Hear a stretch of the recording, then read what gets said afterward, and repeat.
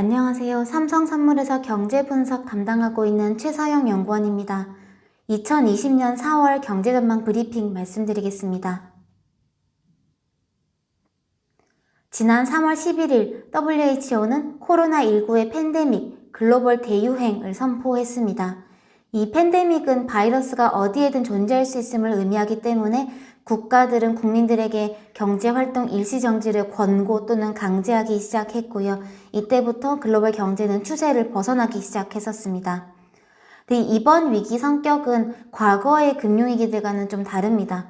과거에 일반적으로 겪어왔던 위기들의 경우에는 금융부문의 붕괴가 실물경제의 위기로 연결이 되었었다면 이번 사태는 실물경제의 경색이 금융시장을 흔드는 과정에서 민간 자금 조달 환경을 위협하면서 금융 시스템을 긴장시키는 성격의 위기였습니다.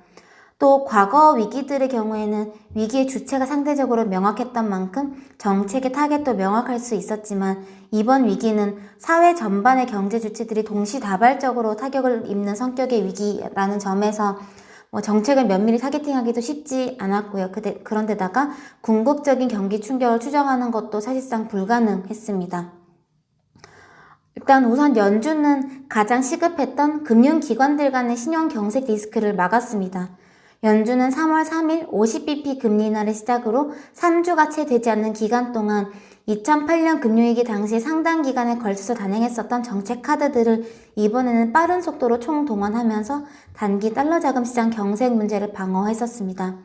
2008년의 경험 덕분에 연준은 큰 시행착오를 겪기 전에 이번 위기가 글로벌 금융기관들 간, 특히 은행들 간의 위기로 번지는 고리를 효과적으로 차단했습니다.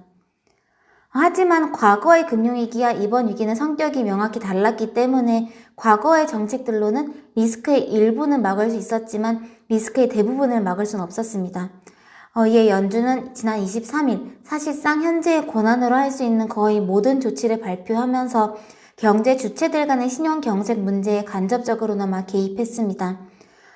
당시 연준은 무제한 자산 매입 선언과 함께 재무부의 지원을 바탕으로 회사채 매입기구 그리고 가계와 중소기업 대출 지원기구를 설치해서 실물 경제 정지와 자금 조달 차질 사이의 연결고리 차단에 나서기 시작했었습니다. 이번 조치는 연준이 민간의 자금 조달 부문까지 지원을 확대할 수 있다는 시그널을 전달하면서 취약기업의 리스크가 우량기업으로 번지는 리스크를 제어하는 역할을 기대하게 했습니다. 마지막으로 이번 위기의 가장 핵심인 실물 경제 충격 문제는 통화정책보다는 재정정책의 역할이 중요한 단계였습니다. 이에 지난 27일 미국 의회는 미국 GDP의 약 10% 규모인 2.2조 달러 긴급 구호책을 통과시켰는데요. 국민들에게 직접 현금을 지급하는 안을 포함해서 기업들에 대한 지원, 그리고 실업보험 등의 자금이 주로 배치가 되었습니다. 피해가 광범위하게 발생하고 있는 만큼 가능한 모든 주체들의 의미 있는 지원이 갈 수 있게끔 정책을 구성했고요. 그래서 이례적인 규모가 편성이 되었습니다. 사실 코로나 진정 전까지 경제활동의 정지 그리고 유동성 순환 차질은 어쩔 수 없습니다. 근데 정부의 의도한 경제활동 정지 기간 동안 우리는 근래에 본 적이 없는 경제지표들을 마주할 텐데요. 하지만 그런 수치들보다 더 중요한 것은 그동안 생산과 소득 환경이 보존이 될지, 그래서 경제 주체들이 코로나가 종식된 이후에 정상 생활로 빠르게 돌아갈 수 있을지 여부입니다. 만약에 이번 사태가 실업이나 파산 문제를 크게 남기고 한다면 코로나가 종식이 되더라도 경제를 재건하는 데 더 오랜 시간과 비용이 들 수밖에 없을 겁니다. 그래서 기업이든 가게든 일단은 살아남아야 합니다. 그래서 현재 정책 당국들은 민간 간의 유동성 순환에 문제가 생길 수밖에 없는 기간 동안 돈을 인위적으로 대신 순환시켜줘서라도 혹여나 건전한 기업이 이 기간 동안 문을 닫지 않도록, 또 기업들이 숙련된 노동자를 해고하지 않도록, 또 가게가 파산하지 않도록 주거비나 생활비 같은 필수 생활들은 유지할 수 있도록 최대한 지원해야 합니다. 그리고 다행히 현재 미국 정책들은 올바른 방향으로 조준된 것으로 평가되고 있습니다. 하지만 아무리 이례적인 정책 환경이 형성됐다 하더라도 이번 정책의 효과는 코로나가 진정되고 경제 활동이 재개가 되어야 온전히 나타날 수 있을 거고요. 경제 정지 기간이 길어지는 만큼 정책 비용은 더욱 많이 필요해질 겁니다. 그래서 전례 없는 정책들에도 불구하고 여전히 근본적으로 중요한 것은 코로나의 진정 여부입니다. 일단 정책 환경이 조성되면서 글로벌 증시가 1차 바닥은 형성한 걸로 보이지만 만약 예상보다 코로나가 쉽게 진정되지 못한다면 2차 하락세 재개 가능성을 배제할 수 없을 겁니다.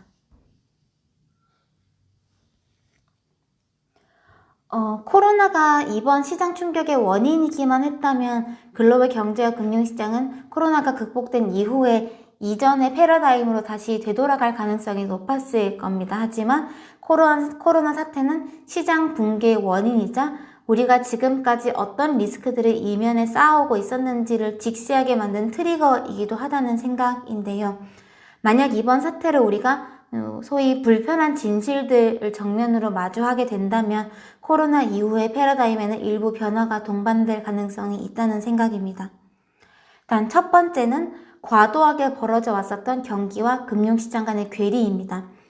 2008년 금융위기 이후의 주요국들은 재정정책보다는 통화정책에 주로 의존해 왔습니다. 하지만 이례적으로 장기화됐던 저금리 환경은 실물 경기의 만성적 둔화라거나 저물가 현상을 개선시키기보다는 자산 가격의 유동성 쏠림 현상만을 강화시켜 왔습니다.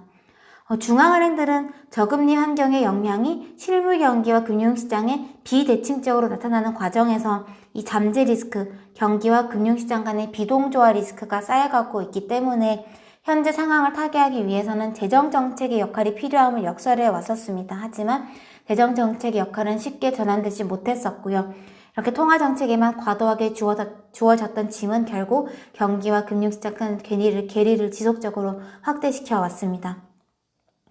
이런 저금리 환경 장기화는 경제의 효율성 그리고 생산성을 감소시키는 요인으로 작용했을 겁니다.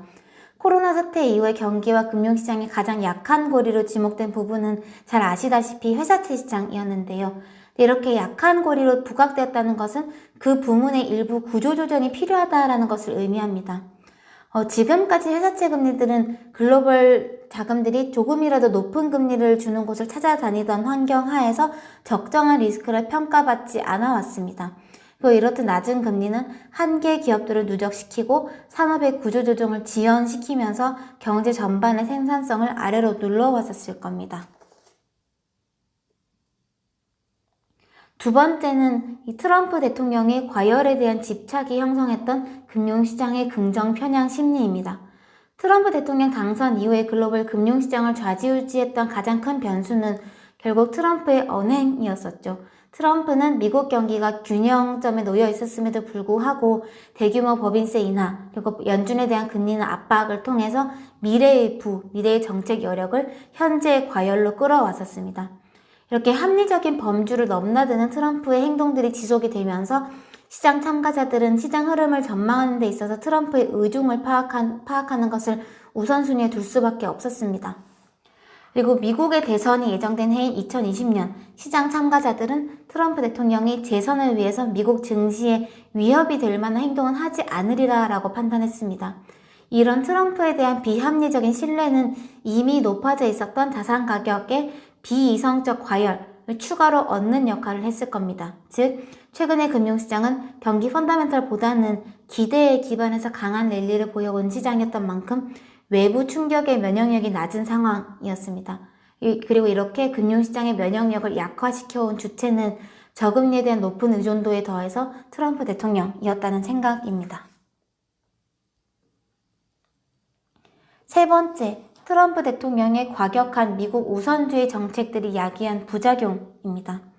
트럼프 대통령은 2018년경부터 본격적으로 배타주의적 무역 행보에 나서기 시작했었습니다. 이런 트럼프 대통령의 예측 불가했던 무역 행보는 기존의 국제 질서들을 하나씩 훼손시켜 나갔습니다. 특히 글로벌 시장에서 큰 비중을 차지하는 미중 간 분쟁 격화는 여타 국가들에 더 큰 피해를 끼치기 시작하면서 주변국들 또한 점차 배타적인 태도를 취해가도록 만들었습니다. 이런 무역 분쟁은 결국은 많은 비용을 지출하게 만들었는데요. 우선 민간 측면에서는 관세로 인한 기업 수익성, 그리고 가계 구매력 악화와 기업의 투자 위축, 그리고 경제 주체들의 디플레이션 마인드 심화를 남겼고요. 정부 정책 측면에서는 우선은 연준을 비롯한 글로벌 중앙은행들의 금리 인하를 불가피하게 만들면서 지금과 같은 시점에 사용할 수 있었던 정책 여력을 소진시켰습니다. 또 중국을 강하게 압박하던 행보는 결과적으로 글로벌 구경제의 생산성 제고를 위해서 필요했었던 중국 경기의 구조조정을 후퇴시키기도 했을 건데요. 그 와중에 맞닥뜨린 이번 코로나 사태는 결국 또다시 중국의 구조적인 리스크, 한계 기업의 누적이라던가 부실 대출 급증, 지방정부 부채 문제 심화 등을 경계하게 만들고 있습니다. 마지막으로 트럼프 대통령이 원유 시장에서 헤게모니를 차지하기 위해서 단행해 왔었던 노골적인 압박 그리고 제재 강행 누적은 결과적으로 원유 감산 합의가 절실해진 현재 시점에 상유국들 이 러시아와 사우디로 하여금 치킨 게임, 각자 도생에 들어서게 만든 것으로 해석됩니다. 현재 감산 합의를 이끌어낼 수 있는 가장 확실한 것은 미국의 감산 동참일 겁니다. 이번 실물 경제 위기는 통화정책과 재정정책의 조합이 그 어느 때보다 절실한 성격의 위기입니다. 중앙은행들은 금리 인하를 통해서 대출 비용을 낮춰줄 수는 있지만 특정 부문으로 돈이 흘러가게끔 돈의 목적지를 정할 수는 없고요. 특정 주체를 직접 구제해주지도 못합니다. 이런 역할은 재정정책이 할 수 있는 역할인데요. 하지만 피해 주체들이 광범위했던 만큼 필요한 정부의 지출 규모는 상당했고 이는 자칫 국채 발행량 급증 우려로 연결되면서 금리 상승 리스크를 자극할 수가 있었습니다. 근데 앞서 말씀드렸듯이 지금까지 저금리 환경에 대한 글로벌 경기와 금융시장의 의존도가 매우 높았음을 감안한다면 대규모 재정 지출 과정에서 나타날 수 있는 금리 상승 리스크는 구축 효과라던가 자산시장 불안에 대한 우려로 새롭게 연결될 위험이 있었을 겁니다. 연준은 이러한 금리 상승 리스크를 사실상 제거하기 위해서 무제한 자산 매입 선언을 했던 셈인데요. 결론적으로 현재 미국의 정책 구조는 민간 부채의 부실 문제나 일자리, 소득 문제는 정부가 책임을 지되 그 과정에서 늘어날 수 있는 정부 부채는 중앙은행이 책임을 지는 구조로 형성이 된 겁니다. 이 구조는 재정의 화폐화에 가까운 조치인데요. 소위 유사 헬리콥터 머니, 유사 MMT입니다. 사실 우리에게는 일본이라는 선례가 있습니다. 1990년대 당시 일본은 비효율적으로 팽창되어 있었던 민간 부채가 무질서하게 무너지면서 버블 붕괴를 겪었었죠.